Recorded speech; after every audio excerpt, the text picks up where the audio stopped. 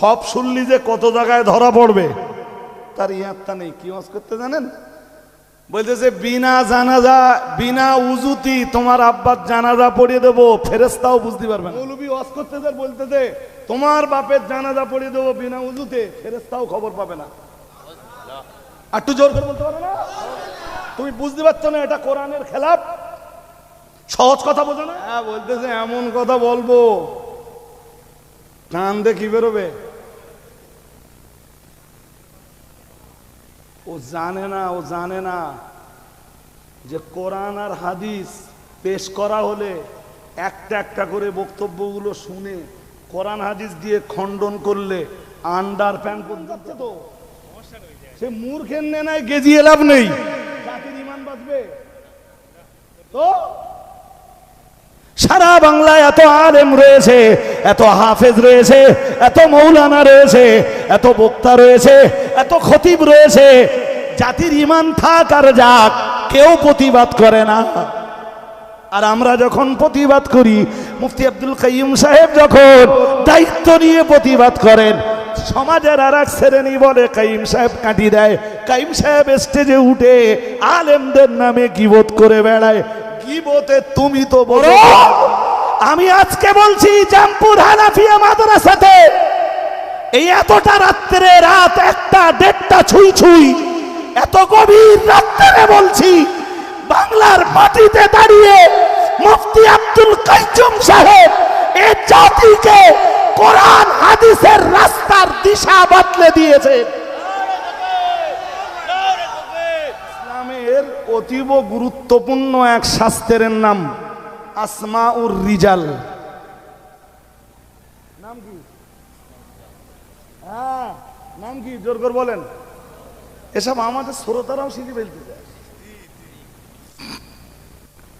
কিন্তু এদেশের বহু মৌলবী আছে এই আসমাউর রিজালের খবর রাখে না। বসিরহাট হুজুর কেবলা আসমাউর রিজালের বহুত বড় পণ্ডিত ছিলেন। ফুরপুরা শরীফের দাদা হুজুর কেবলা 40খানা হাদিসের কেতাবে সনদপ্রাপ্ত আলেম। তার মানে দাদা হুজুর কেবলাও আসমাউর রিজাল শাস্ত্রের এদেশের সবচাইতে বড় পণ্ডিত ছিলেন। আর একটু মন খুলে বলুন। অনেকে ভাবে যে আমরা দাদা হুজুর বসিরহাট হুজুরের মানিনি। বলো,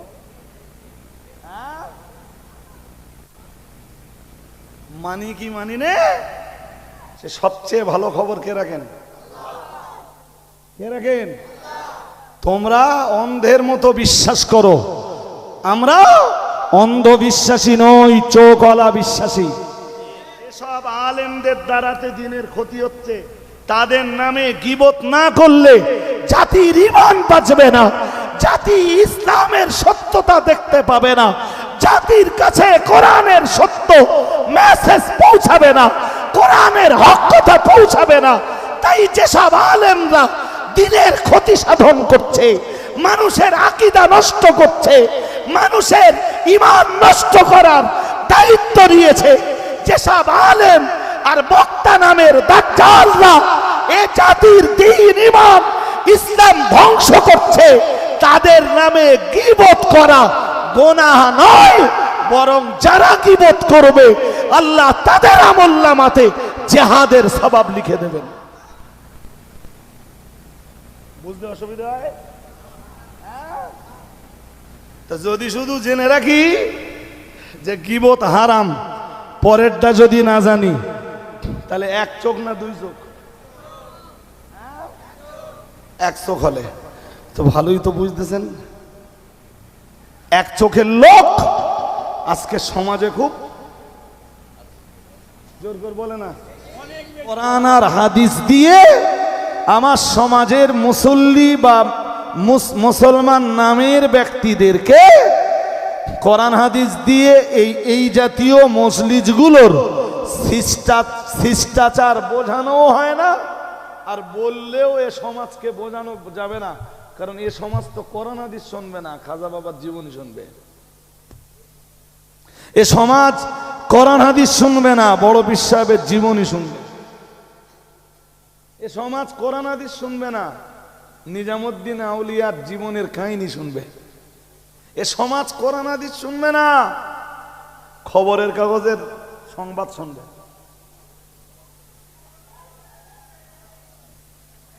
চলছে চলছে।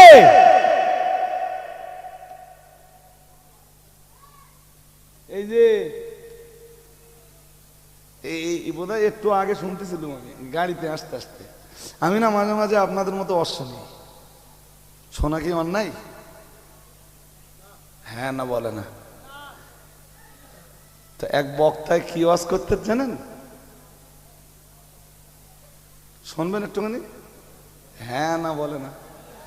আলেম কেন দরকার এইটা থেকে আর একটু অনুমান করতে পারবেন। ওয়াজ করতেছে, খুব হেঁকেছিলে, বিরাট হাঁকতেছে, হেঁকে গলা টলা পুরো শেষ করতেছে, তার এই জামা কাপড়ের দিক দেখার মতন নেই।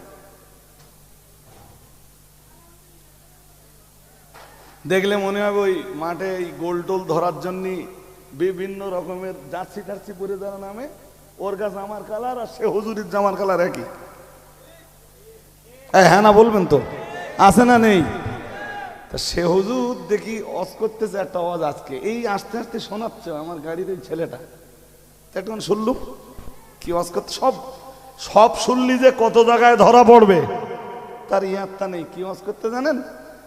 বলতেছে বিনা জানাজা বিনা উজুতি তোমার আব্বার জানাজা পড়িয়ে দেবো, ফেরেশতাও বুঝতে পারবে না।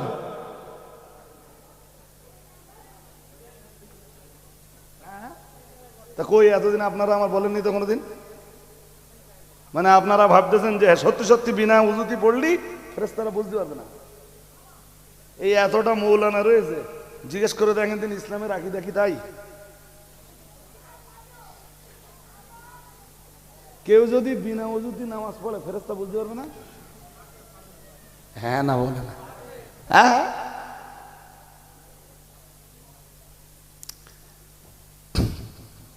ভাই কি বলি বলেন দিন।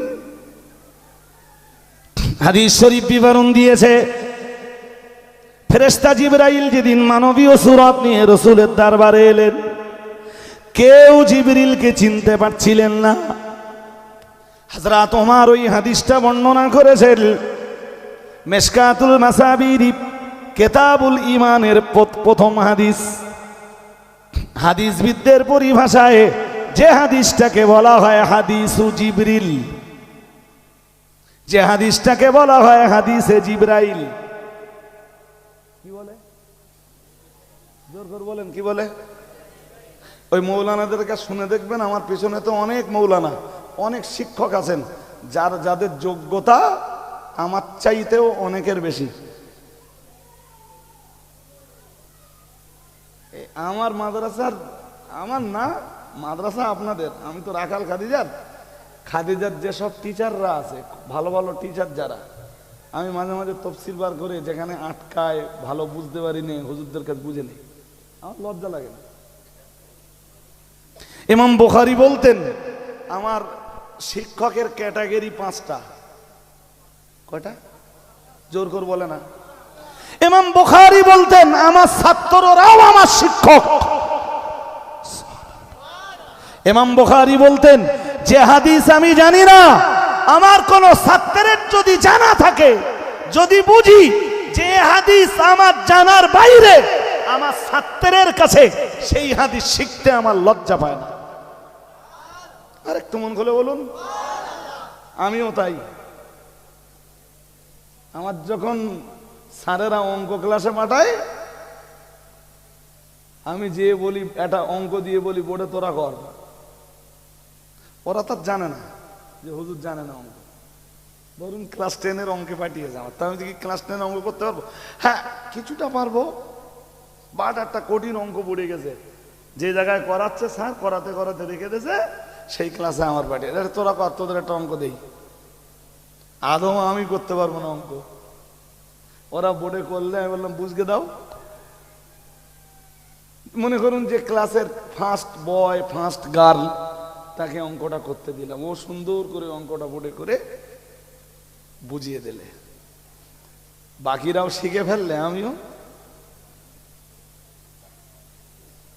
শিখে নেব না, আমার থাকবে তো অঙ্ক। আমার এইসব আসাতেজায়ে কেরাম, মুআল্লিমিনে ইদাম, এনাদের কাছে আমার শিখতে লজ্জা পায় না। ওনাদের কাছে জেনে নেবেন মিশকাতের কেতাবুল ইমানের একদম প্রথম হাদিস। কি হাদিস? হাদিসে জিবরিল। হাদিসে জিবরিল, হাদিসে জিবরিল বর্ণিত হয়েছে হযরত ওমর ইবনুল খাত্তাব রাদিয়াল্লাহু তাআলা আনহু থেকে। সুবহানাল্লাহ। তো অনেক কথা হযরত ওমর বলছেন, আমরা একদিন রাসূলের মজলিসে বসা, হঠাৎ একজন লোকের আবির্ভাব ঘটলো রাসূলের মজলিসে। লোকটার মাথার চুল কালো কুচকুচে, কালো, গায়ে সাদা ধবধবে পোশাক।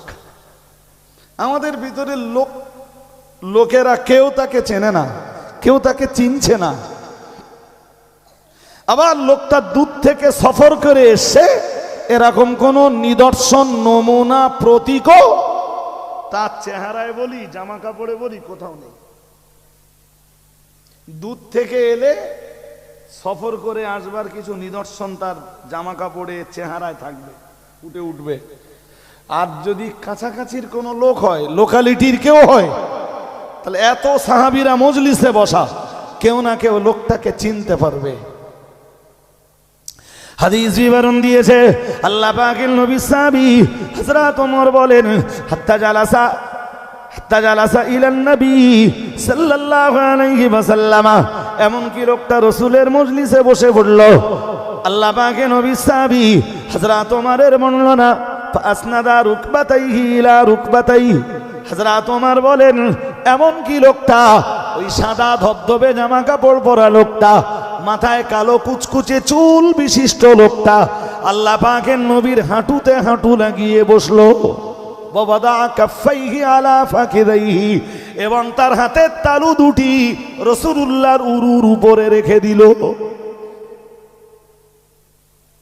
সাহাবারা সাহস দেখে আশ্চর্য হচ্ছে যে লোকটার এত সাহস, কেউ চিনছি নে, জানছি নে, এর আগে কোনোদিন এরকম সুরাত নিয়ে আসেনি। আর এসেই আজকে নবীর হাঁটুতে হাঁটু গেড়ে বসে গেল, রাসূলের উরুর উপরে হাত রেখে দিল। জি, আর আল্লাহ পাকের নবীর, আল্লাহ পাকের হাবিবের উরুর উপরে দুটো হাত রেখেই অনেকগুলি প্রশ্ন করলো। সব প্রশ্ন বলতে গেলে, জবাবগুলো বলতে গেলে অনেক সময় চলে যাবে। আমি আপনাকে শুধু যেটুকু দরকার ওইটুকুই বলছি। হযরত ওমরের বর্ণনা, লোকটা প্রশ্ন করতে করতে একটা পর্যায়ে এসে বলল, ফাখবিরনি আনিল ঈমান, ইয়া রাসূলুল্লাহ, ইয়া হাবিবাল্লাহ, হুজুর আপনি আমাকে ঈমান সম্বন্ধে কিছু বলুন। হুজুর ঈমান কাকে বলে? আল্লাহ পাকের নবী ঈমানের ব্যাপারে জবাব দিচ্ছেন। এবার নবীজি কালান নবী সাল্লাল্লাহু আলাইহি ওয়াসাল্লাম, আন তুমিনা বিল্লাহি ওয়া মালাইকাতিহি ওয়া কুতুবিহি ওয়া রুসুলিহি ওয়াল ইয়াউমিল আখির ওয়া তুমিনা বিল কদরি খাইরিহি ওয়া শাররিহি মিনাল্লাহি তাআলা, ও কামা ক্বালা আলাইহিস সালাম। দয়ার নবী মুহাম্মদুর রাসূলুল্লাহ সাল্লাল্লাহু আলাইহি ওয়াসাল্লাম, আমার আল্লাহর নবী জবাব দিলেন, কাল আন তুমিনা বিল্লাহি ওয়া মালাইকাতিহি ওয়া কুতুবিহি ওয়া রুসুলিহি ওয়াল ইয়াউমিল আখির ওয়া তুমিনা বিল কদরি খাইরিহি ওয়া শাররিহি মিনাল্লাহি তাআলা। আল্লাহ পাকের নবী বললেন, ঈমান হলো 6টা জিনিসের উপরে, 6টা জিনিসকে বিশ্বাস করার নাম। ও বাবাজিরা ভাইরা, 1 নম্বরে নবী আমার বললেন তুমিনা বিল্লাহি, নবী আমার 1 নম্বরে বললেন, 1 নম্বরে আল্লাহ বিশ্বাস। নবী আমার 2 নম্বরে বললেন ওয়া মালাইকাতিহি, ফেরেশতা বিশ্বাস। কি বিশ্বাস? এই জোর করে বলো। বলতেছে বিনা উজুতি বাপের জানাজা পড়ে দেবো, ফেরেশতাও জানতে পারবে না। ফেরেশতার উপরে ঈমান আনা ঈমানের 2 নম্বর শর্ত। হ্যাঁ না বলবা তো? ফেরেশতার উপরে ঈমান আনা ঈমানের কয় নম্বর শর্ত? যদি গড়বড় হয়, কথা বলে না, যদি গড়বড় হয়। এবারে ফেরেশতার উপরে কেমনে ঈমান আনতে হবে ওটা কোরআন আর হাদিস বলবে। কোরআন আর আরে বাবা এই এতক্ষণ ধরে মাথায় আছে, একটু ওয়াজ করতে দেন। ফেরেশতার উপরে ঈমান কেমনে আনতে হবে, ওটা কোরআন আর কথা বলে না। আমরা কেমনে ঈমান আনবো আমি একটু পরে বলে দিচ্ছি, তার আগে একটা আয়াত শুনে নেন। ফেরেশতার উপরে ঈমান আনতে হবে, এটা কোরআনও বলেছে, শুধু রাসূলুল্লাহ বলেননি। আল্লাহ পাকের কোরআন জানিয়েছে, মহান আল্লাহ জানিয়েছেন। এই যে আয়াতটা পড়ছি সূরাতুল বাকারার একদম শেষ পৃষ্ঠা, এটা সূরাতুল বাকারার 285 নম্বর আয়াত। কত জোর করে বলো, শুনেছো কোনোদিন? হ্যাঁ না বলে না, বলতে বলতে শুনেছেন কোনোদিন? শুনেন, এসব শুনবেন কেন? শোনার দরকার নেই তো আপনাদের। আপনাদের দরকার খাজা বাবার জীবনী, ওই দিয়ে ধর্ম হবে ইনশাআল্লাহ। কি চ্যাম্পিয়ন করে আল্লাহর কোরআন জানিয়েছে, আমানার রাসূলু বিমা উনজিলা ইলাইহি মির রাব্বিহি ওয়াল মুমিনুন কুল্লুন আমানা বিল্লাহি ওয়া মালাইকাতিহি ওয়া কুতুবিহি ওয়া রুসুলিহি। মনে রাখুন, ফেরেশতার আরবি হলো মালাক, ফেরেশতার আরবি হলো কোরআন এবং হাদিসের পরিভাষায় মালাইকা। ফেরেশতার আরবি আমি বিস্তার বলছি না, শুধু এই আয়াতটা একটু শুনে দেখেন। আমানার রাসূলু বিমা উনজিলা ইলাইহি মির রাব্বিহি ওয়াল মুমিনুন কুল্লুন আমানা বিল্লাহি ওয়া মালাইকাতিহি কুল্লুন আমানা বিল্লাহি ওয়া মালাইকাতিহি ওয়া কুতুবিহি ওয়া রুসুলিহি। এখানে মালাইকার কথা আছে না নেই? এই আয়াতে মহান আল্লাহ ফেরেশতাদের প্রতি ঈমান আনয়নের কথা বলেছেন। ঈমানদার যারা হয়, একদিকে নবী রাসূলুল্লাহ যেমন ফেরেশতার উপরে ঈমান আনে, মহান আল্লাহ জানিয়েছেন ঠিক তথাইবচ মুমিন যারা হয়, ঈমানদার যারা হয়, তারাও ফেরেশতাদের উপরে ঈমান আনে। এ ভাই ঘুমিয়ে পড়েছ নাকি? আজকে কেউ ঘুমলে হবে না। হ্যাঁ হ্যাঁ, 2-1 মিনিটও ঘুমিয়ে নিলে হবে না, যে 2-1 মিনিট ঘুমিয়ে নেই তারপর আবার জেগে যাবেন, হবে না।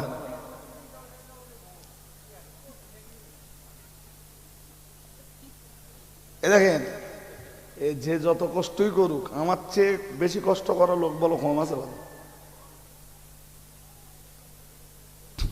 একবার আমি ওই ঘুম ছেড়ে উঠে যাব, আর বিছানা পাবো না, নো কন্ডিশন।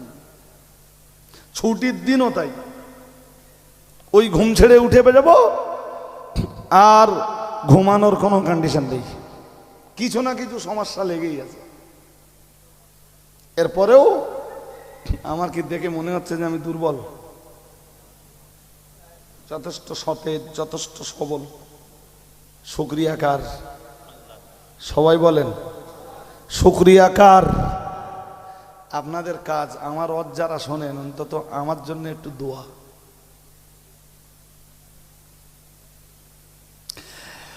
চলুন আবার ওই হাদিসটাতে কামব্যাক করি। প্রিয় নবী মুহাম্মদুর রাসূলুল্লাহ সাল্লাল্লাহু আলাইহি ওয়াসাল্লাম, আমার আল্লাহর নবী বললেন, কালান তুমিনা বিল্লাহি ওয়া মালাইকাতিহি ওয়া রুসুলিহি ওয়াল ইয়াউমিল আখির, আনতুমিনা বিল্লাহি ওয়া মালাইকাতিহি ওয়া কুতুবিহি ওয়া রুসুলিহি ওয়াল ইয়াউমিল আখির ওয়া তুমিনা বিল কদরি খাইরিহি ওয়া শাররিহি মিনাল্লাহি তাআলা। আল্লাহ পাকে নবী 1 নম্বরে বললেন আল্লাহ বিশ্বাস, 2 নম্বরে বললেন ফেরেশতা বিশ্বাস, 3 নম্বরে বললেন কিতাব বিশ্বাস, 4 নম্বরে বললেন নবী রাসূল বিশ্বাস, 5 নম্বরে বললেন কিতাব মানে ওয়াল ইয়াউমিল আখির, পরকাল বিশ্বাস, 6 নম্বরে আমার রাসূলুল্লাহ বললেন, ও সাহাবীরা, ও উম্মতিরা, আতুমিনা বিল কদরি খাইরিহি ওয়া শাররিহি মিনাল্লাহি তাআলা। 6 নম্বরে বললেন তাকদীরে যা কিছু হয়, ভালো মন্দ যা কিছু হয়, সব আমার আল্লাহর পক্ষ থেকে হয়, এটাও বিশ্বাস করা। এই 6 জিনিসের যোগফলের নাম হলো ঈমান। ও ভাইরা আমার, মুহাম্মাদুর রাসূলুল্লাহ সাল্লাল্লাহু আলাইহি ওয়াসাল্লাম, আমার আল্লাহর নবী মুহাম্মাদুর রাসূলুল্লাহ সাল্লাল্লাহু আলাইহি ওয়াসাল্লাম জবাব দিলেন। ফেরেশতা জিবরাইল বললেন, হুজুর আপনি সত্য বলেছেন, আপনি রাইট অ্যান্সার করেছেন, আপনি সঠিক অ্যান্সার করেছেন। এরপরেও মানে ওই আগন্তুক তথা সাদা জামা কাপড় পরা, ওই কালো কুচকুচে চুল বিশিষ্ট নবীর দরবারে আগন্তুক আল্লাহ পাকে নবীকে আরো কিছু প্রশ্ন করলেন।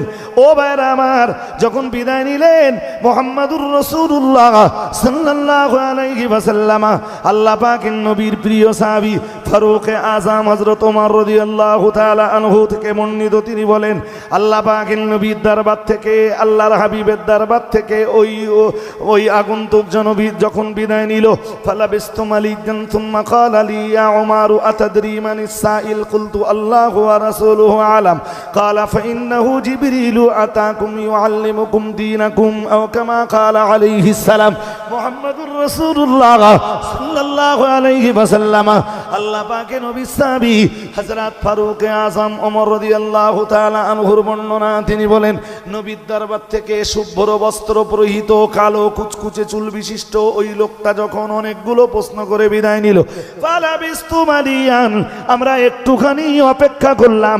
আর আমরা একটুখানি অপেক্ষা করার পর প্রিয় নবী মুহাম্মদুর রাসূলুল্লাহ সাল্লাল্লাহু আলাইহি ওয়াসাল্লাম আল্লাহ পাকে নবী আমায় বললেন, ক্বালা লি ইয়া উমার আতাদরি মানিস সাইল, হে আমার সাহাবী ওমর তুমি কি বলতে পারো ওমর, যে মানুষটা আমি মুহাম্মদুর রাসূলুল্লাহ সাল্লাল্লাহু আলাইহি ওয়াসাল্লাম আমার দরবারে এসে প্রশ্ন করছিলেন, ওমর তুমি কি জানো উনি কে? হযরত ওমর বললেন, আমি বললাম আল্লাহু ওয়া রাসূলুহু আলাম, হুজুর আমি কেমনে বলবো, আল্লাহ এবং তার নবী ভালো জানেন। মুহাম্মদুর রাসূলুল্লাহ সাল্লাল্লাহু আলাইহি ওয়াসাল্লাম বললেন, ফাইন্নাহু জিবরিল আলাইহিস সালাম, মুহাম্মদুর রাসূলুল্লাহ সাল্লাল্লাহু আলাইহি ওয়াসাল্লাম বললেন, উনি অন্য আর কেউ নন, উনি হলেন আল্লাহর ফেরেশতা জিবরিল আলাইহিস সালাম। ও আমার সাহাবী ওমর কিংবা ও সাহাবীরা, তোমরা কি বলতে পারো উনি কেন এসেছিলেন? প্রিয় নবী আমার জবাব দিলেন, আতাকুম ইউআল্লিমুকুম দীনাকুম, উনি এসেছিলেন তোমাদেরকে দ্বীন শেখাতে। উনি আমায় প্রশ্ন করলেন আর আমি নবী তোমাদের জবাব দিলাম, মাঝখান দিয়ে তোমাদের তালিমটা হয়ে গেল, তোমাদের শিক্ষাটা হয়ে গেল। ঈমান কাকে বলে, ইসলাম কাকে বলে, ইহসান কাকে বলে, কিয়ামতের নিদর্শন কি কি, উনি আমায় প্রশ্ন করলেন আর আমি জবাব দিলাম। আসলে উনি এসেছিলেন আতাকুম ইউআল্লিমুকুম দীনাকুম, আল্লাহর ফেরেশতা জিবরিল তোমাদের কাছে আজ এসেছিলেন তোমাদেরকে দ্বীন শেখাতে। দ্বীন শেখাতে যে ফেরেশতা জিবরিল নবীকে এক প্রশ্ন করেছিলেন, ঈমান কি? নবী জবাব দিলেন 6 জিনিসের যোগফলের নাম ঈমান। যার 2 নম্বরে নবী বললেন, বিশ্ব নবী আমার 2 নম্বরে বললেন, আনতুমিনা বিল্লাহি ওয়া মালাইকাতিহি, ফেরেশতা বিশ্বাস করা। ফেরেশতাকে কেমনে বিশ্বাস করবেন? এবারে চলুন কোরআন দিয়ে যদি বোঝাই, কোরআন দিয়ে ফেরেশতা কেমনে বিশ্বাস করবেন, হাদিস দিয়ে কোরআন দিয়ে যদি বোঝাই অনেক সময় লেগে যাবে। শুধু 1-2 আয়াত পড়ে কনসেপশনটা আপনাকে দেব, ধারণাটা আপনাকে দেব। মহান আল্লাহ জানিয়েছেন, আল্লাহ পাক রব্বুল আলামিন ফেরেশতাদের ব্যাপারে জানিয়েছেন, আলাইহা মালাইকাতুন গিলাদুন শিদাদুল্লাহ يعصون الله ما أمرهم ويفعلون ما يؤمرون। আল্লাহ পাকের কোরআনের 28 পারা সূরা তাহরিমে মহান আল্লাহ জানিয়েছেন, লা ইয়াসুনাল্লাহ মা আমারহুম, আল্লাহ পাক ফেরেশতাদেরকে যা যা যা যা যা যা নির্দেশ দেন, আল্লাহ পাক রব্বুল আলামিন ফেরেশতাদেরকে যা যা যা যা নির্দেশ দেন, মহান আল্লাহ জানিয়েছেন, লা ইয়াসুনাল্লাহ, আল্লাহ পাকের ফেরেশতারা কখনো তার অবাধ্যতা অবলম্বন করে না, ফেরেশতারা কখনো অ্যাভয়েড করে না। আমার আল্লাহর নির্দেশ ফেরেশতারা কখনো উপেক্ষা করে না। আমার আল্লাহ আবার জানিয়েছেন ওয়া ইয়াফআলুনা মা ইউমারুন, বরং আল্লাহ তাআলা আল্লাহ পাক যা নির্দেশ দেন, আমার আল্লাহর নির্দেশ, আল্লাহর হুকুম ফেরেশতারা অক্ষরে অক্ষরে পালন করে। আলেম যারা, হাফেজ যারা, তাদেরকে জিজ্ঞেস করে দেখবেন। আমার লম্বা করে অজ করার সময় নেই, শুধু কনসেপশনটা দিচ্ছি, আবার বলছি শুধু কনসেপশন দিচ্ছি। ও ভাইরা আমার, মনে রাখুন, মহান আল্লাহ কোরআনুল কারীমের 26 পারার আর একটা সূরা রয়েছে, 26 পারার এই সূরাটার নাম হলো সূরাতু কফ। নাম কি? সূরা মৌলবী হয়তো নাম শুনিনি জীবনে সব সূরা, আল্লাহ ভালো জানে। কোন সূরা বলেন তো? সূরায়ে আমি কপটা বার করে বলি, একটু বার করে ফেলেছি। 26 পারা। কাফ ওয়াল কুরআনিল মাজিদ بل عجبوا أن جاءهم منذر منهم فقال الكافرون هذا شيء عجيب। এখান থেকে স্টার্ট, ওখান থেকে চলতে চলতে চলতে চলতে আল্লাহ 17 আর 18 নম্বর আয়াত। কয় নম্বর? আমি বিস্তার বলতে পারবো না, বলো আগের তো বলে দিছি। মহান আল্লাহ জানিয়েছেন ইদিয়া তালাক্কাল মুতালাক্কিয়ানি আনিল ইয়ামিনি ওয়া আনিশ শিমালি কঈদ মা ইয়ালফিযু মিন কাওলিন ইল্লা লাদাইহি রাকীবুন আতীদ।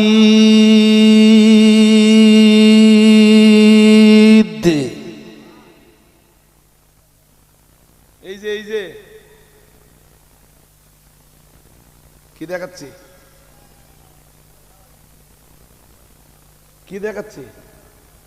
কি আছে? কে বলতেছেন? কথা বলো না কেন? কে বলছেন? আমি। কে বলছেন?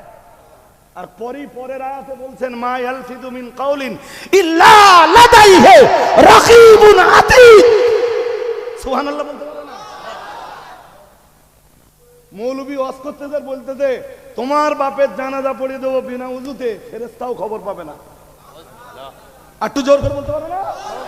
তুমি বুঝতে পারছো না এটা কোরআনের খেলাফ? সহজ কথা বোঝো না? আলেম কেন দরকার?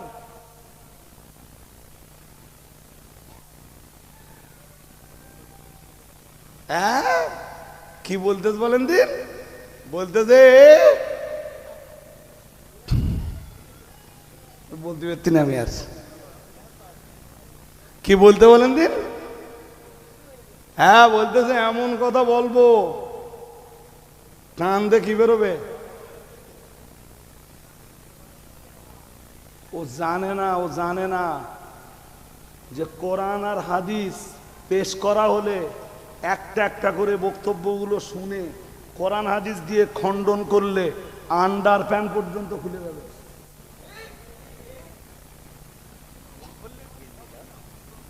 জাতির ইমান যাচ্ছে তো, সে মূর্খের নেনায় গেজিয়ে লাভ নেই।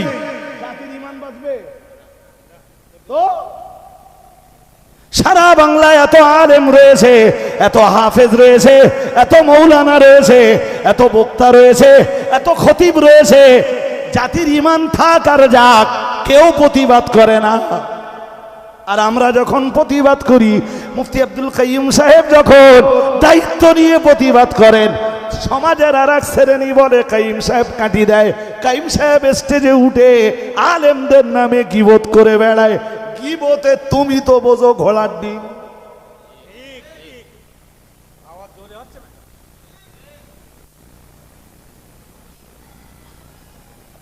বড় আমি আজকে বলছি জামপুর হানাফিয়া মাদ্রাসাতে এই এতটা রাত্রে, রাত 1টা 1:30 ছুঁই এত গভীর রাত্রে বলছি, বাংলার মাটিতে দাঁড়িয়ে মুফতি আব্দুল কাইয়ুম সাহেব এই জাতিকে কোরআন হাদিসের রাস্তার দিশা বদলে দিয়েছে।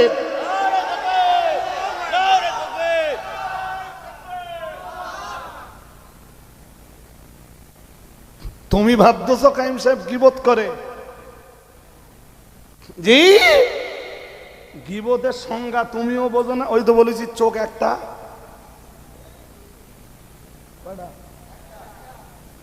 ওই গীবত হারাম, ওইটা গীবত হারাম। পরের ডার কিছু এই মৌলানারা রয়েছে স্টেজে, জি এদেরকে জিজ্ঞেস করে দেখবেন ইসলামের অতীব গুরুত্বপূর্ণ এক শাস্ত্রের নাম আসমাউর রিজাল। নাম কি? হ্যাঁ নাম কি? জোর করে বলেন। এসব আমাদের শ্রোতারাও শিখে ফেলতে যায়, কিন্তু এদেশের বহু মৌলবী আছে এই আসমাউর রিজালের খবর রাখে না।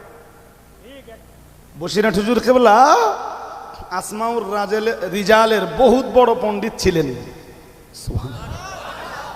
ফুরফুরা শরীফের দাদা হুজুর কেবলা 40 খানা হাদিসের কেতাবের সনদপ্রাপ্ত আলেম। তার মানে দাদা হুজুর কেবলাও আসমাউর রিজাল শাস্ত্রের এদেশের সবচাইতে বড় পণ্ডিত ছিলেন। আরেকটু মন খুলে বলুন। অনেকে ভাবে যে আমরা দাদা হুজুর বসিরহাট হুজুরের মানিনি, বলো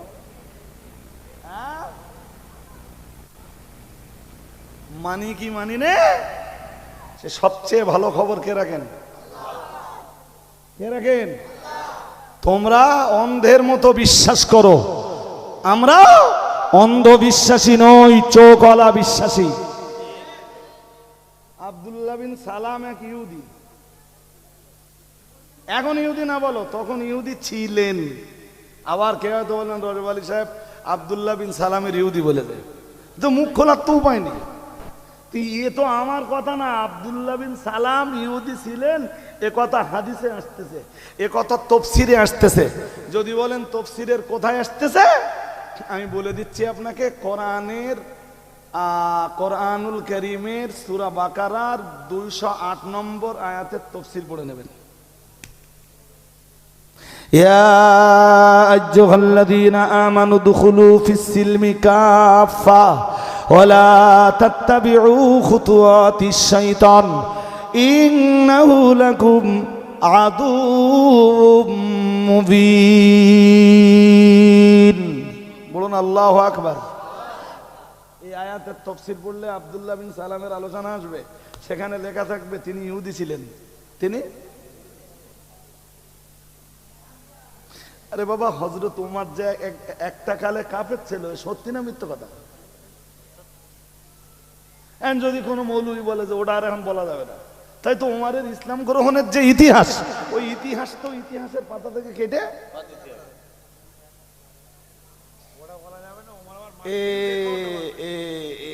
এমনি বলিনি, বলো যে কয় চোখ। এবার বুঝতেছেন আপনারা, শুরু করলে পর কিচ্ছু বলা যায় না, ধাপে ধাপে ধাপে ধাপে ধাপে ধাপে বলুন বলুন। আল্লাহ পাকের কোরআন জানিয়েছে। চলুন আমি যে বিষয়টা নিয়ে বলছিলাম, আমার বিষয়টাতে আমি কামব্যাক করব, তার আগে আপনাকে শুনিয়ে দেই, আরো এক ধাপ গভীরভাবে বুঝবার অনুরোধ করি। আল্লাহ পাকের কোরআনের 26 পারার আর একটা সূরার নাম সূরাতুল হুজুরাত। নাম কি?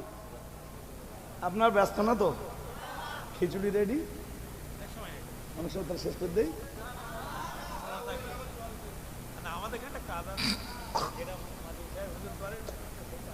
না সে কাজ তো করে দেবো, অসুবিধা নেই।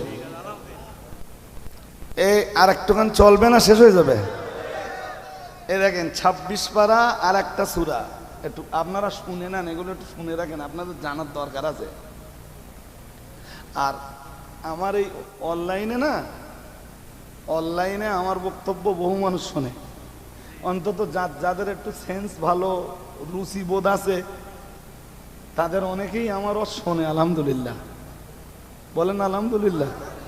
তো 26 পারার আর একটা সূরা, সূরায়ে হুজুরাত। সূরার নাম কি? হুজুরাত মানে কি জানেন? কামরা। হুজরাতুন মানে হুজরা বলে কামরা, কামরা, কামরার নামে সূরা। ইন্নাল্লাযীনা ইউনাদুনাকা মিন ওয়ারাইল হুজুরাতি আকসারুহুম লা ইয়াকিলুন। আমি ওই আয়াতের তাফসীর বলতে যাচ্ছি না, ওই আয়াতের ব্যাখ্যা বিশ্লেষণ করতে যাচ্ছি না, এরপরেও আপনাকে শোনাচ্ছি চলুন।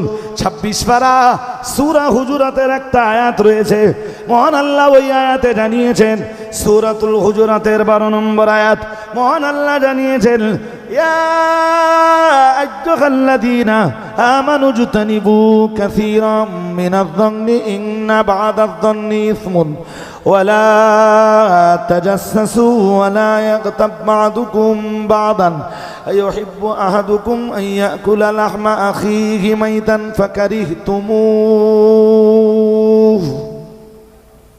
মহান আল্লাহ জানিয়েছেন, আমি লম্বা করে বলছি না, ডাক দিয়েছেন ইমানদারদেরকে, ইমানদারদেরকে ডাক দিয়ে অনেকগুলো বিধান দিয়েছেন।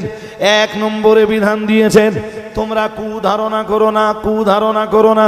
2 নম্বরে বিধান দিয়েছেন গুপ্তচরগিরি করো না। 3 নম্বরে বিধান দিয়েছেন ওয়ালা ইয়াগতাব বা'দুকুম বা'দা। মহান আল্লাহ জানিয়েছেন তোমরা একজন অন্যজনের গীবাত করো না। তাহলে একদিকে কুধারণা যেমন হারাম, গুপ্তচরগিরি তেমন হারাম, ঠিক তথাই বলছো গীবতটাও।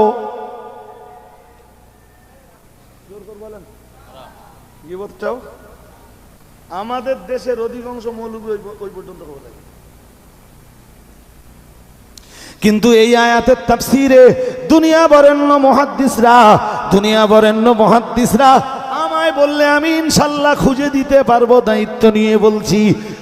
দুনিয়া বরেণ্য মুহাদ্দিসরা তারা লিখেছেন এমন বহু ক্ষেত্র রয়েছে, এমন 6টা জায়গা রয়েছে যেখানে গীবত না করলে, যেখানে গীবত করতেই হবে, গীবত না করলে বরং গোনাহ হবে।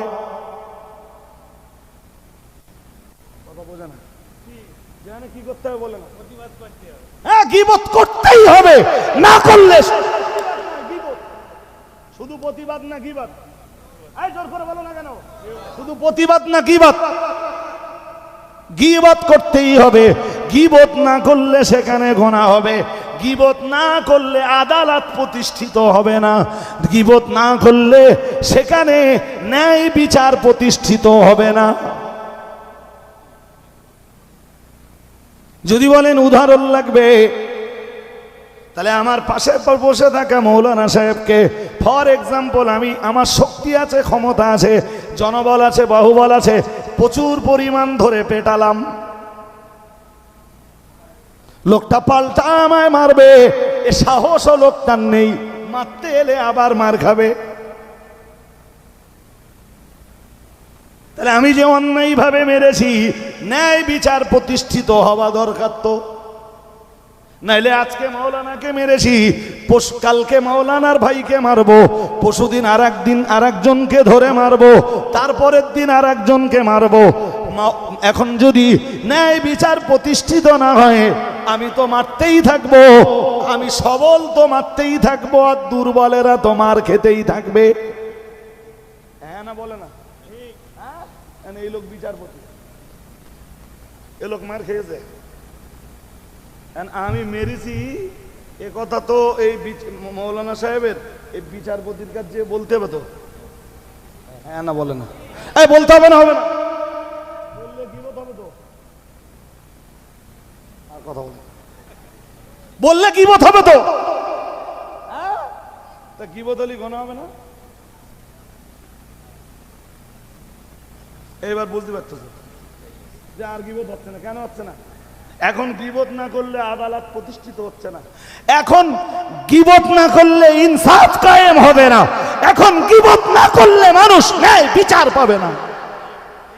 মানুষের অত্যাচার, জালেমের জুলুম, অত্যাচারীর অত্যাচার কখনো বন্ধ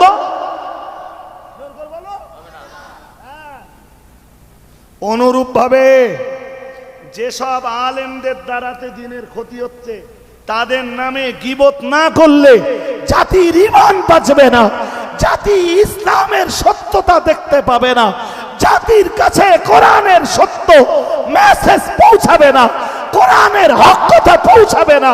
তাই যেসব আলেমরা দিনের ক্ষতি সাধন করছে, মানুষের আকীদা নষ্ট করছে, মানুষের ঈমান নষ্ট করার দায়িত্ব নিয়েছে, যেসব আলেম আর বক্তা নামের দাজ্জালরা এ জাতির দ্বীন, ঈমান, ইসলাম ধ্বংস করছে, তাদের নামে গীবত করা গুনাহ নয়, বরং যারা গীবত করবে আল্লাহ তাদের আমলনামাতে জিহাদের সওয়াব লিখে দেবেন।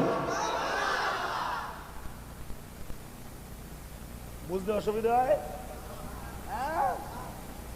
তা যদি শুধু জেনে রাখি যে গীবত হারাম, পরেরটা যদি না জানি, তাহলে এক চোখ না দুই চোখ? এক চোখ হলে তো ভালোই তো বুঝতেছেন। এক চোখের লোক আজকে সমাজে খুব জোর করে বলে না,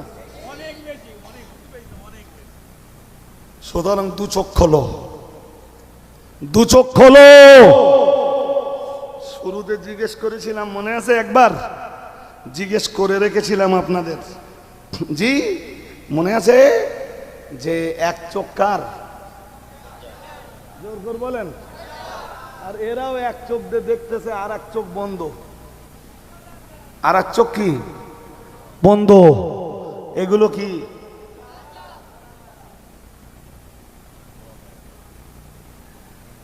কালকে বলবেন যে রজব সাহেব বলে গেছে। জি হাজেরিন, চলুন কোরআনের আটটখান দেখি, হয়ে গেছে, আর অজ করবো না। অজ করতে গেলে যত করব শুধু তত লম্বা হবে। জি, আর আমার বলা মুক্ত লম্বা হতেই থাকবে। চলুন,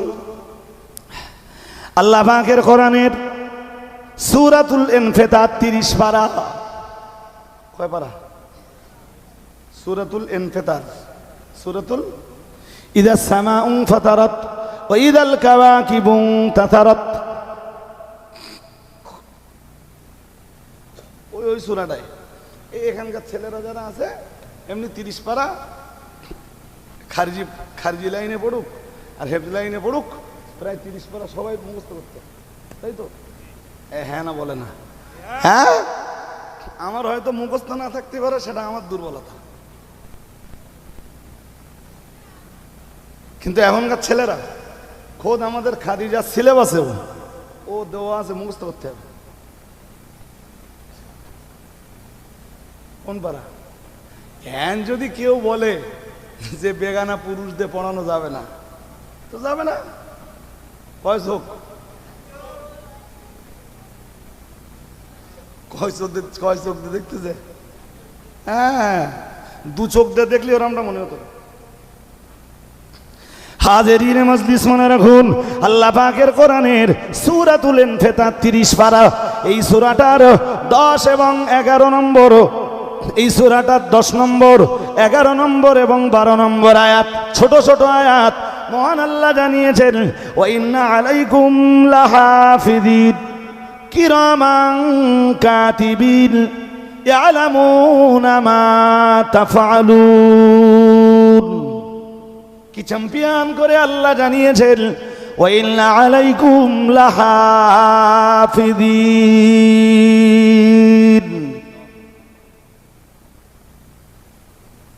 নিশ্চয়ই তোমাদের জন্য, তোমাদের উপরে নিয়োজিত রয়েছে লাহাফিজিন।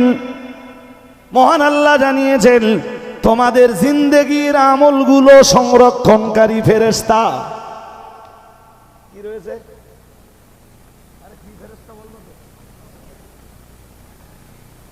ও ভাই, আরো বললে এমনি ওয়াজ বাড়বো না। আর একটুখানি বলি, আপনাদের শুনে নেন শুধু। জি, শুধু কনসেপশনটা দিচ্ছি কোরআন থেকে। আমি তো আর হাফেজ না যে সব গড় গড় গড় গড় করে বলে ফেলবো, যেমনটা হাফেজরা পারে, আমি পারি না ভাই। এটা 13 পারা সূরা রদ। কত? কথা বলে না কত? এই ছেলেরা যারা আছো, ভবিষ্যতে ওয়াজ করার সময় তোমাদের কাজে লাগবে। যদি ওয়াজ করো, বেশি ঘাটতি হবে না, এইসব আয়াতগুলো পড়বা, মাল ঝেড়ে দেওয়া উচিত। ওয়াইন্না আল্লাহ পাকের কোরআন জানিয়েছে 13 পারা সূরা রাদের 11 নম্বর আয়াত, মহান আল্লাহ জানিয়েছেন লাহু মুআক্কিবাতুম মিন বাইনি ইয়াদাইহি ওয়া মিন খালফিহি ইয়াহফাযুনাহু মিন আমরিল্লাহ। এই আয়াতের তাফসিরে দুনিয়া বরেণ্য মুফাসসিররা লিখেছেন প্রত্যেকটি মানুষের কাছে রয়েছে 20 জন করে ফেরেশতা। সুবহানাল্লাহ কয় না? আরো আওয়াজ দেন সুবহানাল্লাহ। বিনা উযুতি তোমার বাপের জানাজা পড়াবো, ফেরেশতা বুঝতে পারবে না।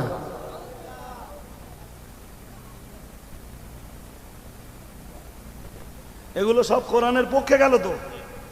হ্যাঁ না বলেন? হুজুরির এই বক্তব্য কোরআনের পক্ষে গেল? জি বলতেছেন।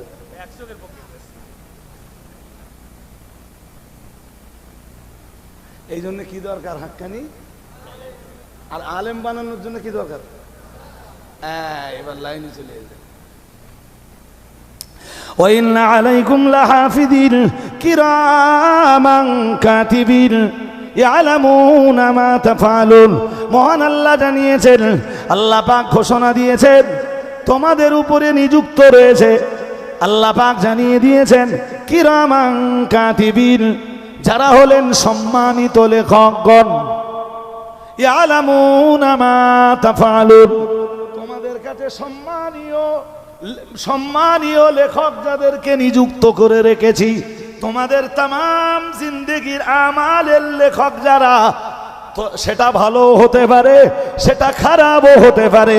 মহান আল্লাহ জানিয়েছেন ইয়ালামুনা মা তাফআলুন, আমার আল্লাহ ঘোষণা দিয়েছেন তোমরা যা করো আমার ওই সব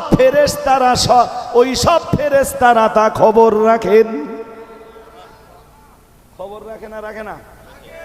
আল্লাহ বলতেছে খবর রাখে না, এই আল্লাহ বলতেছেন খবর রাখেন, আর মৌলবী বলতেছে বিনা উযুতি তোমার বাপের জানাজা নামাজ পড়াবো, ফেরেশতারাও বুঝতে পারবে না। যা শুনতে হবে আপনাদের। এই সেম কারণে আমি সব জায়গায় বলি, আজও বলছি, এর জন্য দরকার দেশে হাক্কানি আলেম। এই যে জামপুর হানাফিয়া মাদ্রাসা চালাবো, এখানকার হাজারো ছেলে এখান থেকে পড়ে যাবে, একটা ছেলে যদি হাক্কানি আলেম হয়, সেই হাক্কানি আলেমের দাপটে গোটা দেশের জাহেলগুলো জ্বলে পুড়ে মরবে। যেমন এক কাইম সাহেবের জন্য সারা বাংলার আলেমরা জ্বলে পুড়ে মরতেছে। আমার কথা বুঝতেছেন নাকি? আমরা যা তৈরি করেছি, এক কাইম সাহেব চলে যাবে ইনশাআল্লাহ, আল্লাহ রাজি হলে শত কাইয়ুম সাহেব ইনশাআল্লাহ তৈরি হবে। আওয়াজ দেন নারা তাকবীর, নারা তাকবীর।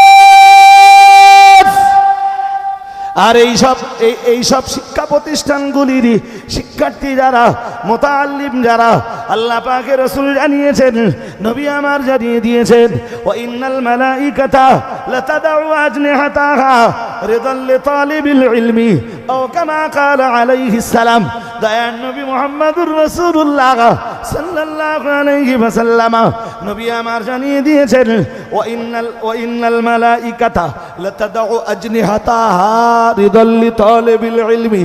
মুহাম্মদুর রাসূলুল্লাহ সাল্লাল্লাহু আলাইহি ওয়াসাল্লাম আমার আল্লাহর নবী জানিয়ে দিয়েছেন, ও আমার সাহাবীরা মনে রাখো, আমি মুহাম্মদুর রাসূলুল্লাহ সাল্লাল্লাহু আলাইহি ওয়াসাল্লাম বলছি, দ্বীনের জ্ঞান অন্বেষণকারী যারা, তালেবুল ইলম যারা, ইলমের অন্বেষণকারী যারা, কোরআনের জ্ঞান যারা অন্বেষণ করে, আল্লাহ পাকের নবী, আল্লাহ পাকের হাবিব বললেন, কোরআনের জ্ঞান, হাদিসের জ্ঞান, ইলমে ফিকাহ যারা, ইলমে ফিক তার মানে ফিকাহ শাস্ত্রের জ্ঞান, শরীয়তের আইন শাস্ত্রের জ্ঞান যারা অর্জন করে, মানে উসুলে তাফসীর, উসুলে ফিকহের জ্ঞান যারা, উসুলে হাদিসের জ্ঞান, তারিখে হাদিস, তারিখে ফিকহ, তারিখে তাফসীরের জ্ঞান যারা জোগাড় করে, ও ভাইরা আমার মনে রাখুন, মুহাম্মাদুর রাসূলুল্লাহ সাল্লাল্লাহু আলাইহি ওয়াসাল্লাম এক হাদিসে জানিয়েছেন, ওয়া ইন্নাল মালাইকাতা লাতাদউ আজনিহাতা রিদাল লিতালিবিল ইলমি আও কামা ক্বালা আলাইহিস সালাম। মুহাম্মাদুর রাসূলুল্লাহ সাল্লাল্লাহু আলাইহি ওয়াসাল্লাম জানিয়েছেন, আল্লাহ তাআলা, আল্লাহ পাকের চলার পথে, আল্লাহ তাদের চলার পথে আল্লাহ পাকের রহমতের ফেরেশতারা ডানা বিছিয়ে দেয়। আরেকটু মন খুলে বলেন। আমি আর সময় নেব না মিয়াজি। এখন যদি আমার এতক্ষণের শুনে মনে হয় যে এক চোখলা আলোক হলে চলবে না, দুই চোখলা আলোক দরকার, এখন যদি মনে হয় জাহেলরা জনগণের দাজ্জালের ভূমিকা করে, দাজ্জালের ভূমিকা নিয়ে এই সমাজের আলেম নামের জাহেলরা এরা জাতির ঈমান ধ্বংস করবে, আর এতেই যদি মনে হয় হাক্কানি রব্বানি আলেম তৈরি করবার দরকার রয়েছে, ও বাবাজিরা ভাইরা, তাহলে জামপুর হানাফিয়া মাদ্রাসার মতো শিক্ষা প্রতিষ্ঠানগুলো বাঁচিয়ে রাখতে হবে। ও বাবাজিরা ভাইরা, এখান থেকে বাচ্চারা কম মাধ্যমিক লেভেল পর্যন্ত শিক্ষা অর্জন করবে, এখান থেকে এরপরে তারা জামিয়ায় যাবে, জামিয়ায় যে উচ্চ মাধ্যমিক লেভেল টপকাবে, জামিয়ায় যে গ্রাজুয়েশন লেভেল টপকাবে, মানে MA লেভেল মাস্টার ডিগ্রি সেখান থেকে কমপ্লিট করবে, ওরা কোরআন তত্ত্ববিদ হবে, ওরা হাদিস তত্ত্ববিদ হবে, ওরা মুফতি হবে, ওরা এলমে ফিকহ তত্ত্ববিদ হবে। ও বাবাজিরা ভাইরা, আর এরা যখন জ্ঞান জোগাড় করবে, এই বহুমুখী প্রতিভা যখন অর্জন করবে, ওদের এক চোখ নয়, ওদের দুটো চোখ খুলে যাবে। ওরাই তখন জাতিকে একদিকে কোরআন আর হাদিসের সহি বার্তাগুলো যেমন দিতে পারবে, ঠিক তথাই বোঝো যারা সমাজের মাটিতে দাজ্জালি ফিতনা চালাচ্ছে, ওই ফিতনা থেকে দেশ, জাতি ও সমাজকে তারা বাঁচাতে পারবে। জি, একদম শেষ লগ্নে, আমার পরে কোনো বক্তাও নেই। জি, কি কালেকশন হয়েছে?